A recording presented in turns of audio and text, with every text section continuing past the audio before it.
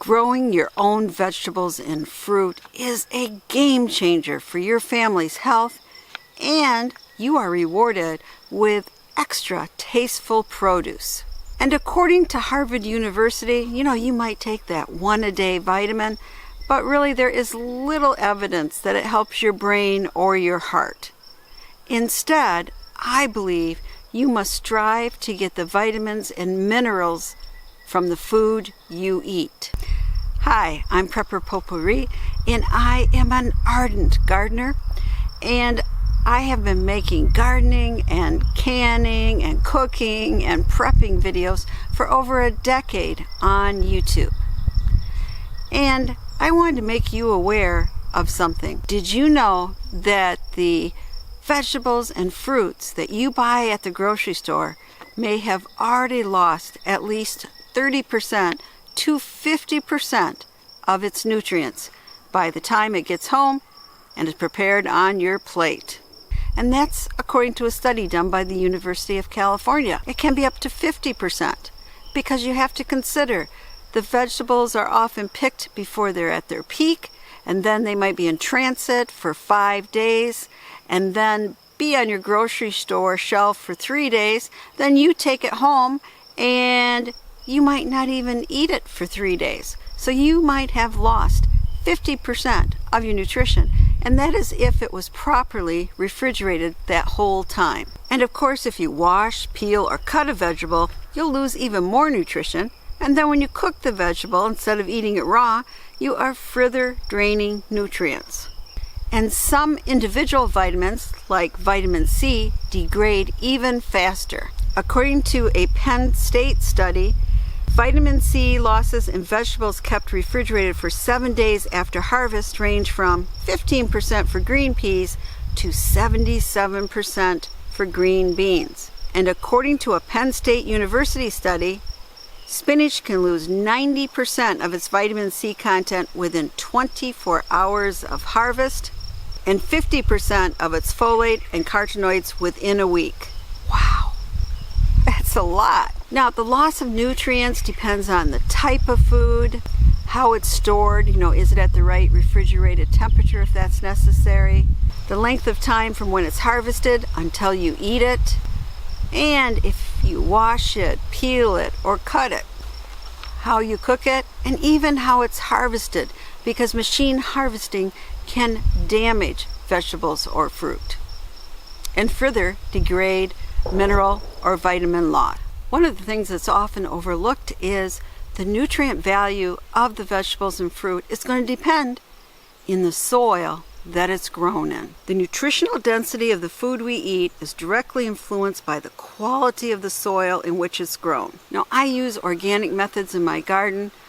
The only fertilizer I use is bunny poo or sometimes chicken poo, and I put a layer of shredded leaves on top of my garden beds every fall. And I have wonderful, wonderful soil. These earthworms are a sign of good soil.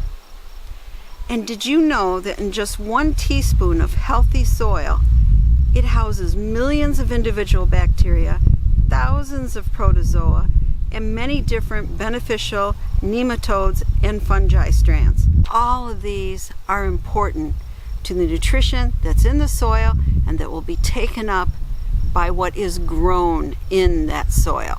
A 2004 study by a team of scientists from Kansas and Texas used data from the USDA's archives to evaluate the nutrient content of 43 fruits and vegetables grown in 1950 and then compared them with identical fruits and veggies grown in 1999.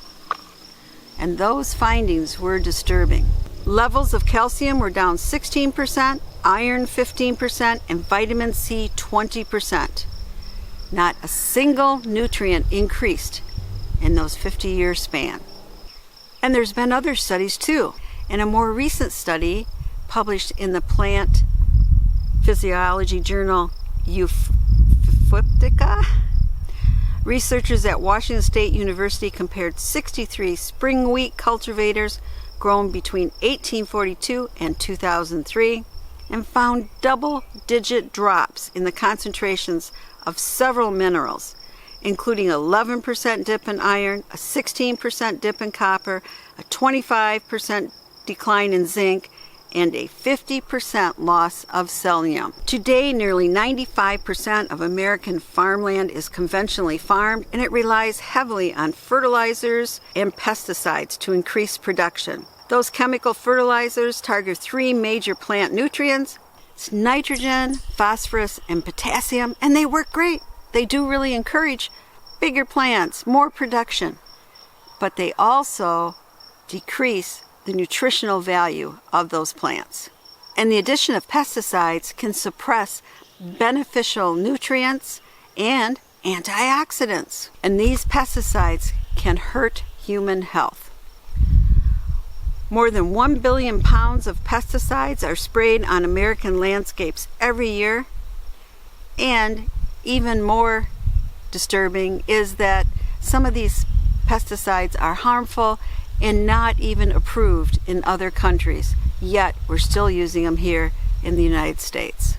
And an increased exposure to pesticides could lead to Parkinson's disease, increased incidence of Alzheimer's, and a lot of different cancers. Another issue with pesticide use is the buildup of heavy metals such as copper in your body over time. According to one study, in over 30,000 female spouses of pesticide applicators, increased exposure to organ phosphates was linked to a significantly higher risk for hormone-related cancers such as breast, thyroid, and ovarian cancer. Some studies have also found that pesticide use may be tied to an increased risk of several other types of cancer, including prostate, lung, and liver cancer.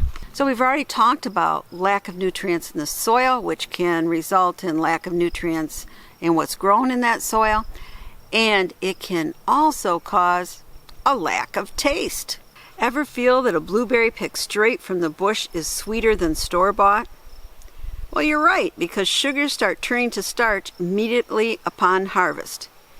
In fact, according to a study on sweet corn from Purdue University, standard sweet corn loses 50% of its sugar content in the first 12 hours after harvest. And of course, store-bought tomatoes are often picked green and ripened by exposing them to ethylene gas during transit. There's no way that store-bought tomatoes can match what you can grow in your home garden.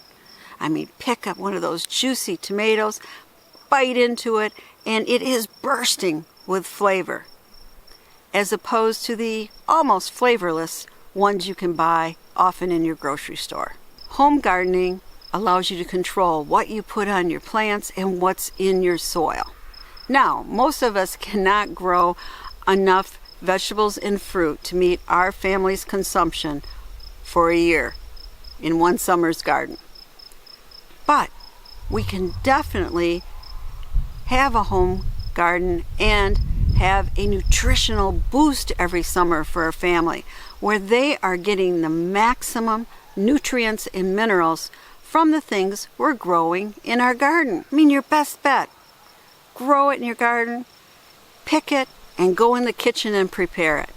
And you are getting maximum nutrition and mineral benefit.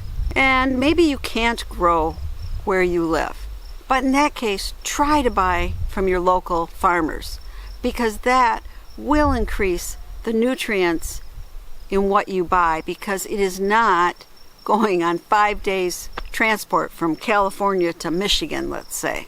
So your hard work will benefit your health and your taste buds. And if you're interested in some plants, which I call infinity plants, that you can grow in your garden that will keep on producing for many, many years, watch this video.